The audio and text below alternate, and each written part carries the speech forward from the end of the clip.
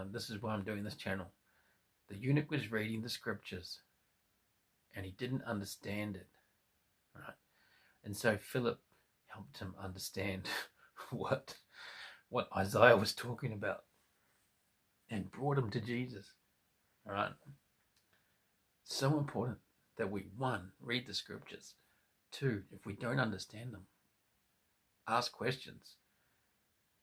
Find out, because he could have just gone back to Ethiopia, having read that scripture and still not understanding what it said, still not having revelation for himself, still not being baptized. You know what I mean? Like, so important that we ask questions.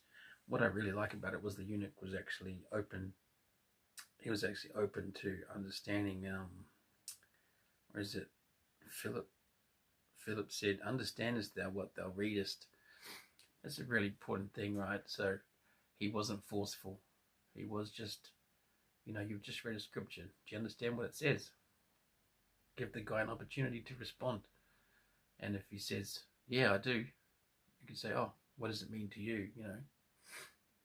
And then see if he can explain it. If he can't explain it correctly, then that's where you could go, "Oh, actually, this is what this means," right? But in this sense, he didn't know what it says. He says, "How can I, except some man should guide me?" And he desired Philip that he should come up and sit with him. So he's like, "I need someone to guide me to understand the scriptures. I don't know it. Why don't you come in here? And if you know what this means, come and teach me."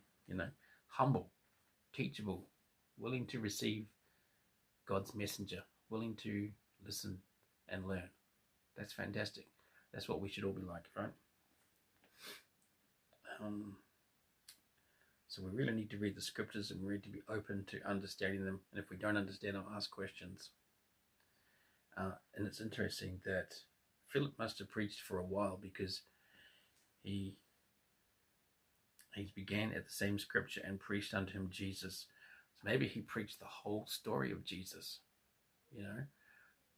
what he did, who he was, right up till the time of his death on the cross and his resurrection. Maybe he did that. He taught him all of that, because